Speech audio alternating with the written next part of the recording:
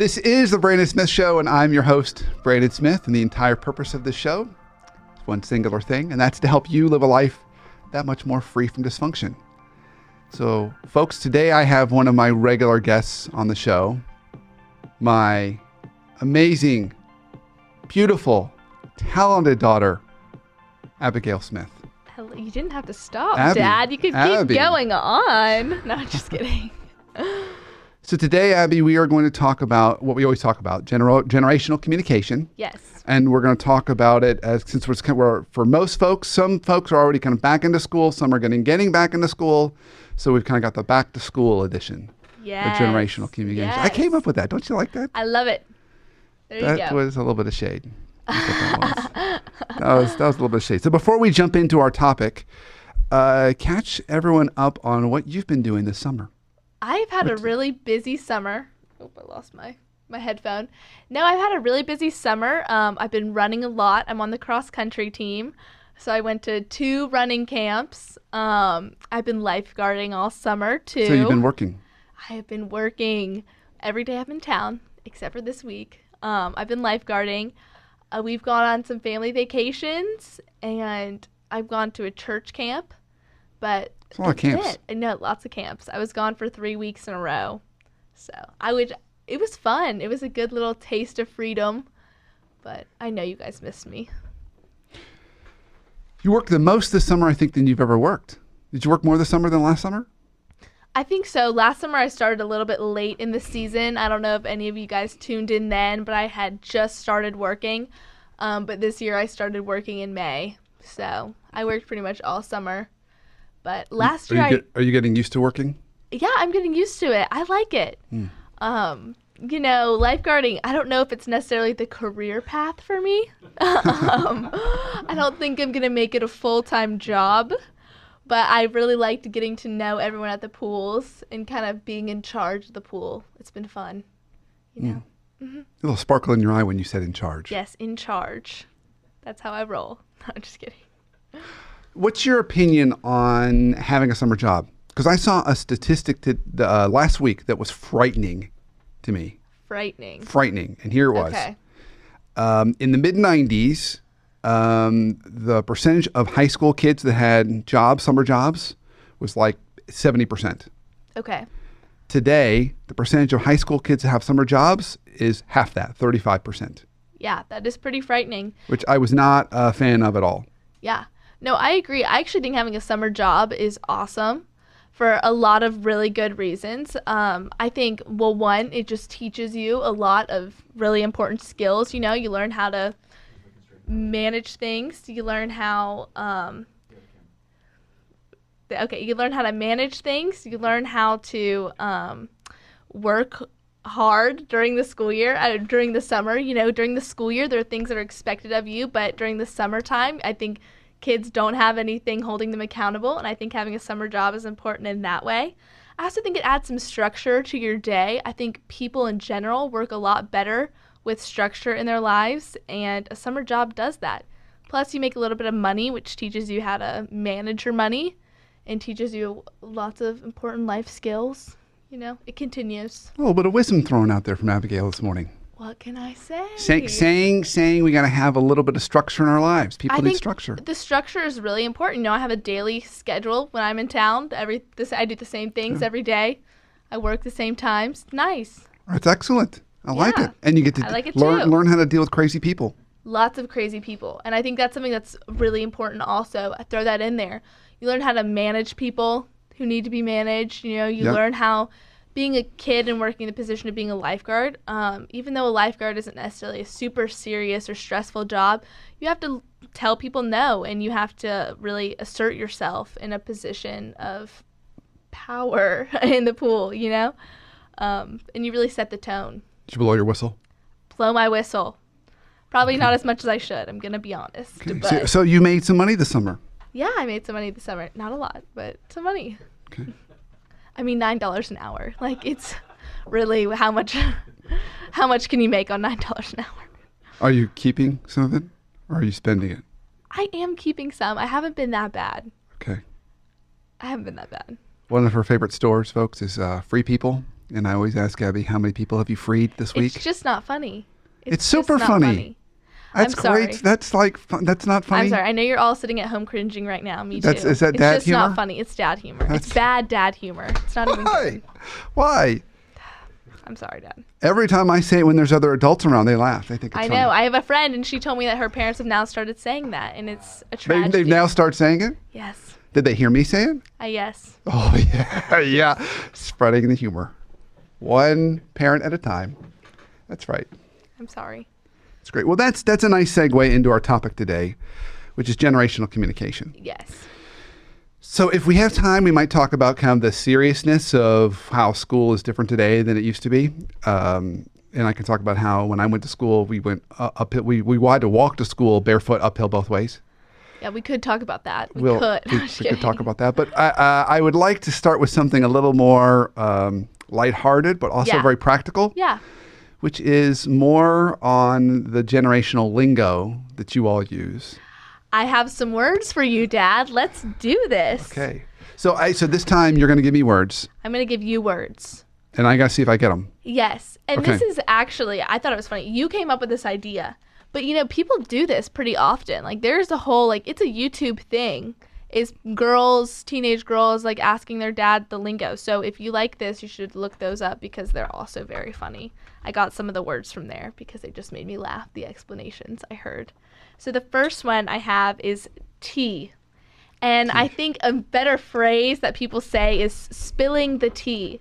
So do you have any guesses, Dad? Could this have to do with talking about drama, Abby? It could. Ding, ding, ding, ding, ding, ding, ding. You are a winner. So spilling the tea is give me the gossip. Tell me what's going on. That's what that means. And then the tea part is the gossip. So the next one I have for you is glow up. I know this one too. I don't know what this is saying about me. Good. Okay. Glow up. Yes. So that's I don't know if this ever applied to me, but when you're in your kind of your awkward looking adolescence, yes, and then you all of a sudden become beautiful or handsome later. Perfect. Glow up. Glow up. I glowed up. It's you see someone and you see them in 5th grade type of thing, and they have the awkward, everything. But then you see them in college and you're like, wow, they really glowed up. Yeah. I'm still awkward looking. The only thing that glows now is my hair. That is true. It does glow. It does glow. No pictures for you. Okay, I'm 2 for 2. Okay, you're going to get this third one. This third one is your favorite word, but I thought that we should let everyone know this one. So the third one we have is goat and woat. So know yeah, these. we've talked about this. We've talked about this, but I don't know if we talked about it as much. I think it's still one that's pretty prominent. At least I still say it. Okay, go. You unfortunately confuse the two when you're referring to me. Because you should just be saying goat. But occasionally it's I don't know what you're thinking, and you say woat. Yeah. Not right. Such an accident. Goat, greatest of all time. Yes. Woat, worst of all time. Yes, you got it. Ding, ding, ding. So here's a question I have for you. Okay. So I might be texting you, and you all say something to me, and I've done this for you, and I'll respond. I'll say, because I'm and then I show a little picture of a goat. Well, he inserts the goat emoji. Yes. Which, yeah, that's funny. I do that. Do people do that, or is that just or is that just me? I don't know. I would honestly probably say it's mainly you, but I do that. I think it's funny. And then, okay, so moving on to the fourth one. This one is a social media type of lingo. It's curve. Curve. It's curve? Curve. I'm doing the C so everyone can get it. Curve. Can you say that in a sentence? Okay. Okay. I can do this for you. I can't believe blah blah blah just curved me.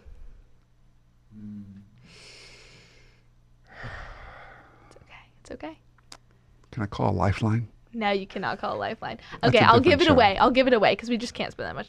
This word's not that often. But curve, it's they didn't respond. They left you on open or they left you on red.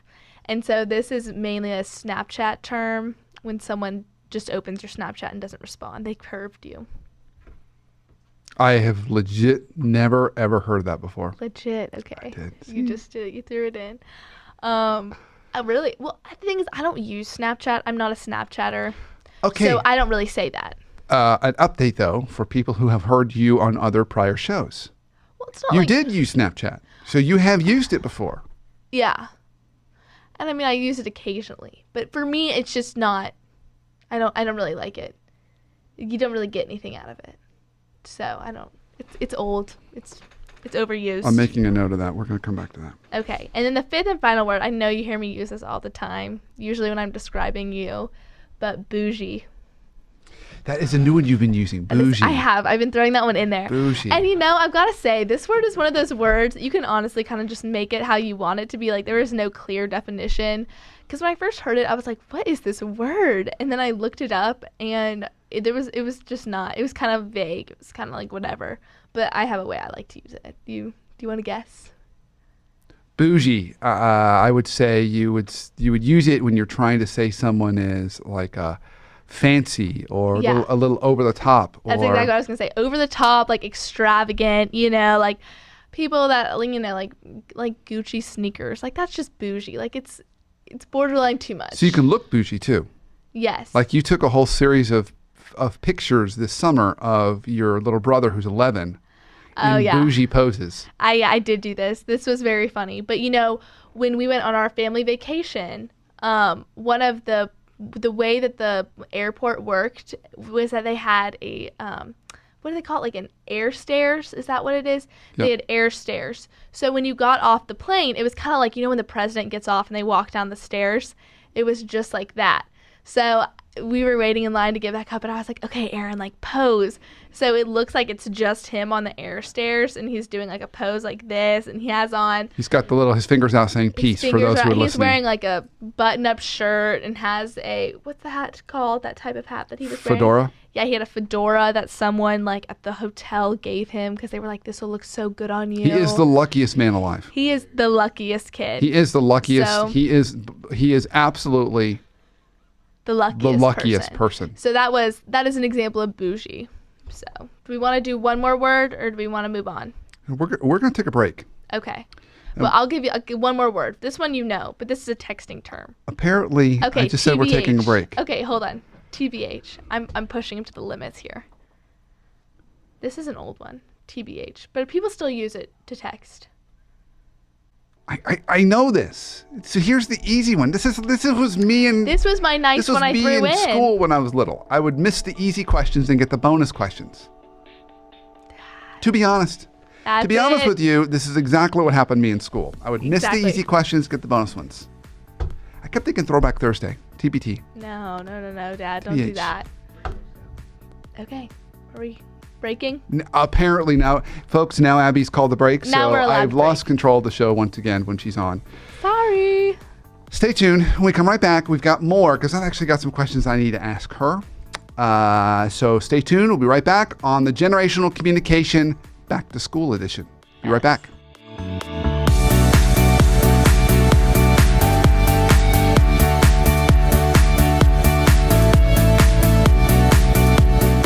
Hey, this is Brandon with your coaching minute for the week. So I've got a tip for you that I put on most of my clients' action plans that you may think it sounds a little crazy. So hear me out. I want you to designate one of your colleagues or coworkers, somebody maybe works in a different department maybe a peer of yours that you don't work with every day. And I want you to intentionally plan on having lunch with one colleague or coworker a month. So all I'm asking for is one lunch a month.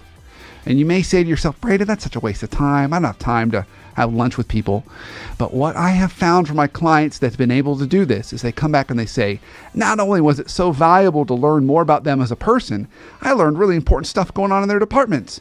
And they learned important stuff going on in mine. And we were able to share information, and we both agreed it was a really good use of our time. So that's my challenge to you. Designate a day of the month that you're willing to go out to lunch with a coworker. Go find one. Go out to lunch, and I promise you, you're going to be glad you did. It's going to help you be more productive, operate more efficiently and effectively, and strengthen some of those relationships that we all need. So that is your coaching minute for the week. Until next week, I can't wait to hear how it goes.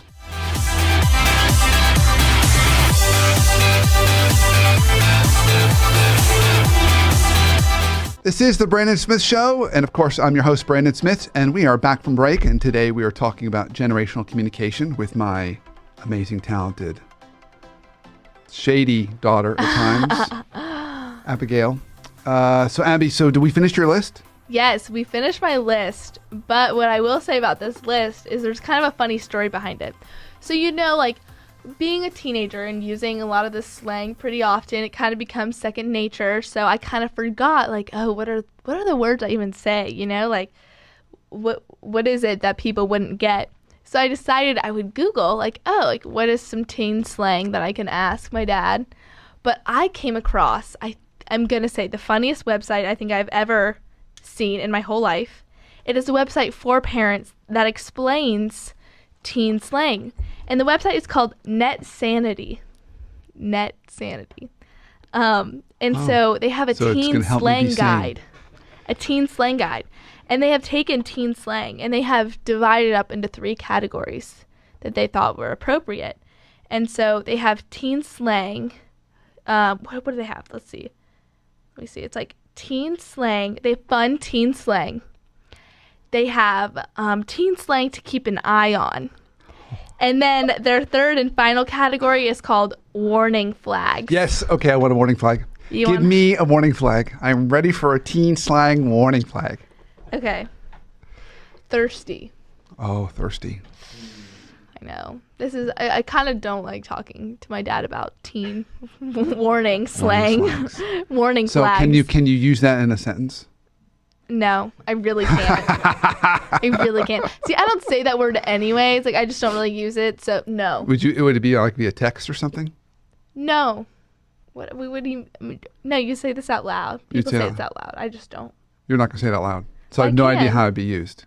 Well, just guess. I'm thirsty. Dad, stop. No. Is that the right guess? Being desperate for something. That is the definition that they gave. Okay. But it's not good. It's not a good one. Okay.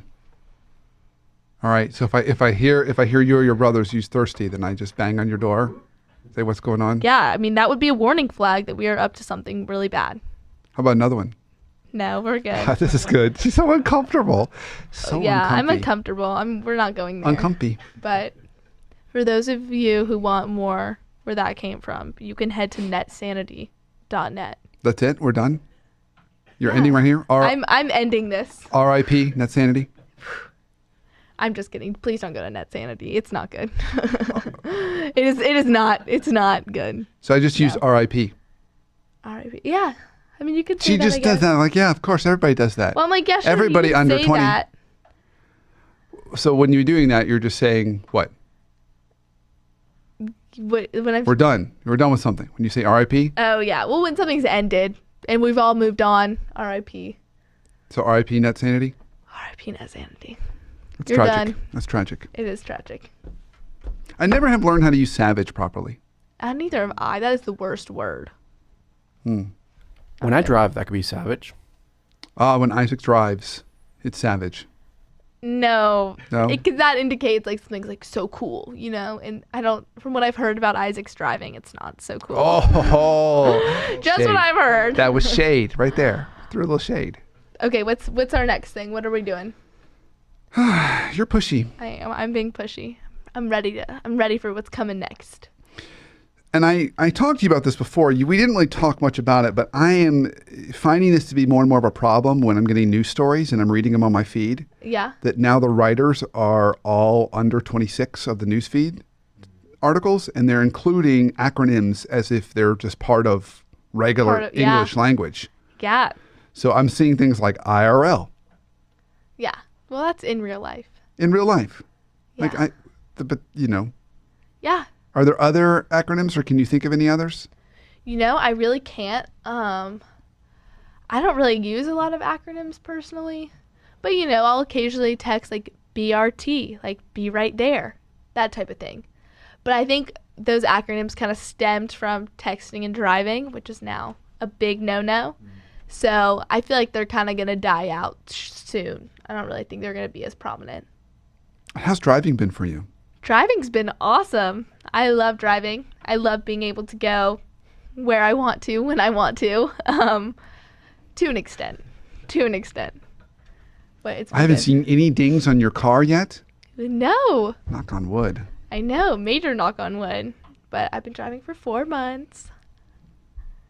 I'm pretty impressed. I was considering doing the show like in your car, like I know. a driving version. Mom really shut and that one then- down. and That then one got shut down hardcore. Mom shut that down. She's like, "No, you can't do that." I was like, Yeah. "Wouldn't that be so funny?"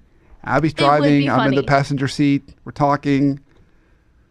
That's probably not a good idea. No, probably a bad idea. Okay. Well, all right. So we've got a little more time left. Let's talk about going back to school. Okay. So this is a topic we probably don't. We can spend as much time on as we want to. Yeah. But what would you say are things that are important for parents to know about kids going back to school, or how school is different today? Okay, well, I think that is a really hard question to cover because, well, personally, I think this question kind of gets overused a lot and people get really preachy about it.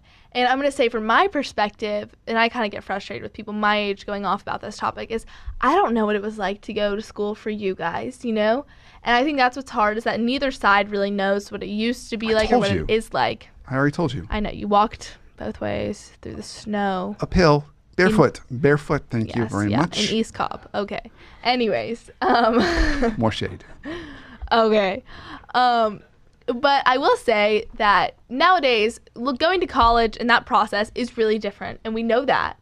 And so I think that it can be really easy to get caught up in school and in grades. We've talked about it before, that honestly, to be grounded in a little bit of truth is that you can look at people's success, and a lot of times it doesn't trace back to where they went to college. And I think that is something really important to keep in mind, just to stay grounded in a little bit of truth. Because we look at it, you have friends who've gone to really great schools, and you don't necessarily have to go to the best school. And what Abby's trying to successful. say, what I would say more explicitly, is education is overrated.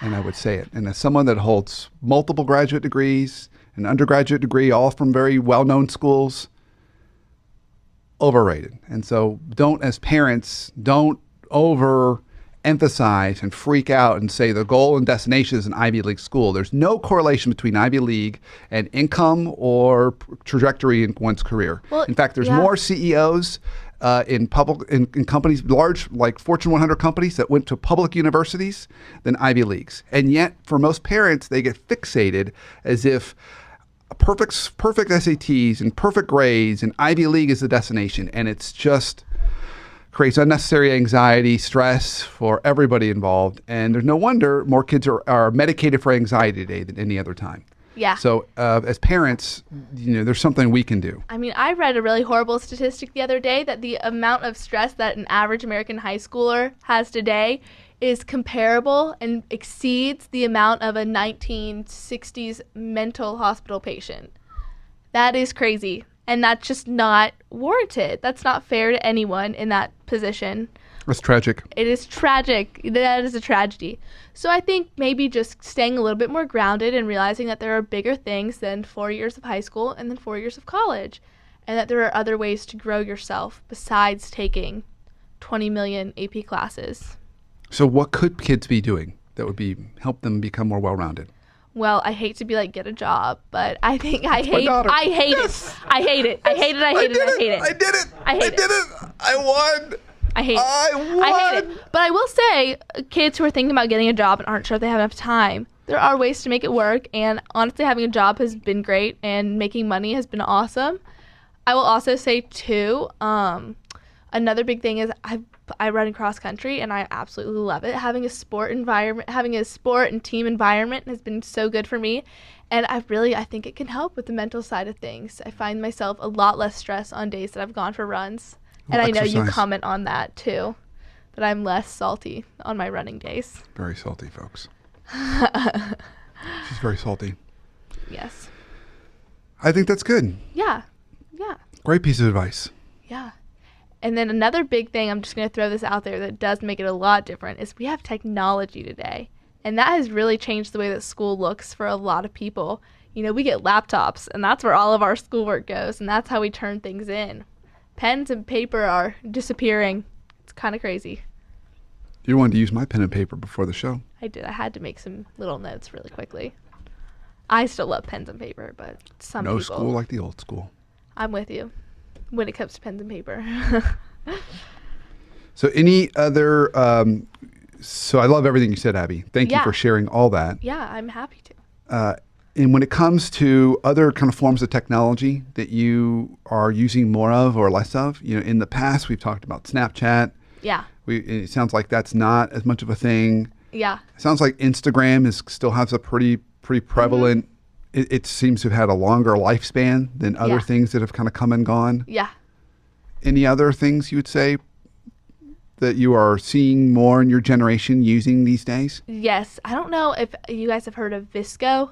We talked about Visco a little bit on one of the earlier shows. I threw it out there like, oh, Visco. But now it's becoming something that a lot of people use. So it's kind of like it goes along with Instagram. Visco is where you go and edit your pictures and do the filters and everything. But you can also upload your photos to Visco. And I don't know if anyone remembers Tumblr or the days of Tumblr. It's still I think it's RIP. RIP Tumblr. So is Tumblr really not? I mean, completely gone? Tumblr, it's not completely gone because a lot of sororities use Tumblr. I don't know. That's really all I've ever seen Tumblr used for in the past few years.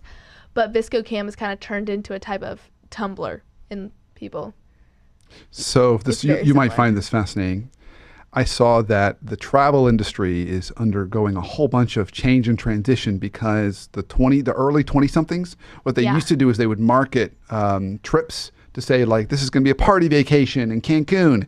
And now the 20-somethings don't want that. What they want is an Instagram-worthy vacation. So they had to completely change how they market and say, if you go to our resort here, it's totally the best Instagram location for your vacations. It's more about the actual images and your social media profile than the experience. Now, I would go even further and say I think that's more than just the vacation industry. I think we see a lot in the food industry. There was that whole time, and still a little bit, where Instagram's like where you post your food and the great food that you're eating. And so I think that kind of opened up a little bit more there. And also, if you look around, the amount of walls that are now being painted as murals and stuff for Instagram spots, I think that's I even noticed that change when we went to Disney this year. Yeah. We went to Disney World in Orlando, Florida, and every one of the parks had an Instagram wall. They do. That had a name. The wall even had a name. Like, this is the bubblegum wall. The bubblegum wall. The purple wall. And then we would go to that wall, and then I made my brothers take pictures in front of the walls. I'm a little bit embarrassed. And there was a line of people waiting for the picture in front of the wall. It's a thing. And that's how it is. And you're seeing that everywhere more and more. So it's a very interesting transition. And I think we really do have to look at how much social media has had an impact on our world. I don't think you can deny it. No. You know what we can't deny? What? Is that I'm going to learn some dancing moves. And I want to learn how to floss. Okay, that is another conversation for another time. That's a popular dance. Yeah, well, we're moving on. Well, Abby, I noticed we're out of time already. So I can't believe it. Any kind of closing thoughts? I always ask all my guests this question. I've asked you this question before. I'm never prepared for it. Any piece of advice you'd have for how we can live our lives that much more free from dysfunction, a little healthier? Yeah. Personally or professionally? Well, I'm just going to say overall, I think what we've kind of come to and are coming back to again is just keeping a broader perspective in mind. Going back to school, I think that's a really big thing, is to think about how, even though it's important to do your best work, that there is a lot more opportunities to succeed besides the ones that you're being told. But even looking at social media and stuff too, keeping a broader perspective, I'm looking at words from 6 months ago that are done, they're outdated. Things don't really last forever, so just keeping that in mind as you go along, I think that is important. Okay, so try and keep ourselves in that 30,000-foot view, look at the bigger picture rather than get all stuck in kind of what feels like it's important, what really isn't. Yeah. Again, hardest thing to do. I don't do it, but I think that's still important. Wise words from my daughter. Now, you're going to go back to work at some point soon? Make some more money? Yes, I'm going to use all my wisdom on the lifeguarding stand. You could dole it out. with the whistle. Well, Abby, thank you for coming on. Thank you for having me. You really want this show, don't you? Do. She's really been wanting to take over the show. I'm slowly taking over.